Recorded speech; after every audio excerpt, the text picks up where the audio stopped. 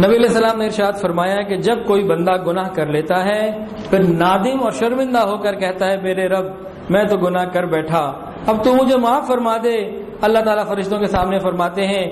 کیا میرا یہ بندہ جانتا ہے کہ اس کا کوئی رب ہے جو اس کے گناہوں کو معاف کر دے اور وہ اس کا پکڑ بھی کر سکتا ہے؟ سن لو، میں نے اپنے بندے کی مغفرت کر دی۔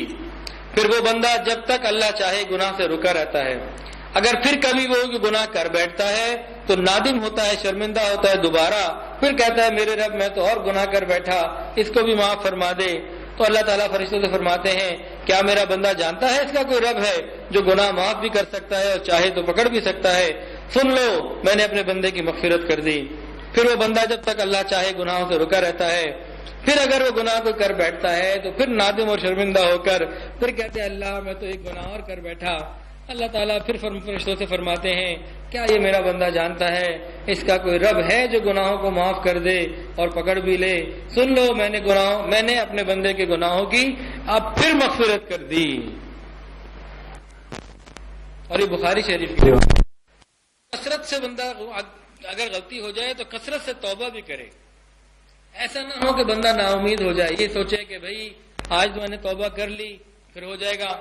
اچھا آج تو کر لینا پھر ہو جائے گا، پھر توبہ ہو جائے گی۔ 100 مرتبہ دن میں گناہ ہو جائے، 100 مرتبہ دن میں توبہ کر لے، اللہ کی رحمت اس سے بھی زیادہ وسیع۔ یہ شیطان نا امید کرتا ہے، کہتے تیرا توبہ کرنے کا کیا فائدہ؟ اس کی مثال ایسے ہے کسی انسان کو پسینہ آیا ہوا ہو اور کوئی اس کو تولیہ دے کہ بھائی خوش کر لو، یعنی کیا فائدہ تولیہ سے خوش کرنے کا، پھر آ جائے گا تو کیا کہا جائے گا کہ بھائی ابھی تو صاف کر لو، بعد میں آئے گا دوبارہ پھر صاف کر لیں۔ تو جب توبہ کا خیال ارادہ پیدا ہو جائے تو توبہ کر لیں، بعد میں ہوگا پھر توبہ کر لیں گے۔ ایک حدیث کے اندر نبی علیہ السلام نے ارشاد فرماتے ہیں کہ اللہ تعالیٰ نے ارشاد فرماتا ہے اے آدم کے بیٹے، بے شک تو جب تک مجھ سے دعا مانگتا رہے گا اور مغفرت کی امید رکھے گا میں تجھ کو معاف کرتا رہوں گا، چاہے کتنے ہی گناہ کیوں نہ ہو، اور مجھے کوئی پرواہ نہ ہوگی کہ تو جتنے مرضی بڑی گناہ کر لے، کتنا ہی بڑا گناہ گار ہو، تجھے معاف کرنا میرے نزدیک کوئی بڑی بات نہیں۔ اے آدم کے بیٹے،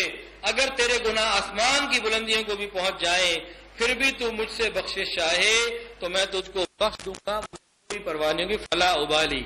مجھے کوئی پرواہ نہیں۔ لیکن مسئلہ یہ ہے کہ کوئی چاہنے والوں کو مل جایا کرتا ہے۔ یہ جو آسمان تک گناہوں کی بات ہے نا، علماء فرماتے ہیں کہ ساری مخلوق مل کے گناہوں پہ لگ جائے تو آسمان تک گناہ نہیں پہنچا سکتی، آسمان اتنا بلند ہے۔ تو سمجھانے کے لیے بتایا کتنے ہی کیوں نہ ہو جائیں، مغفرت کی امید کے ساتھ مانگے تو اللہ تعالیٰ معاف فرما دیتے ہیں۔ نبی علیہ السلام نے ارشاد فرمایا قسم ہے اس ذات کی جس کے قبضے میں میری جان ہے،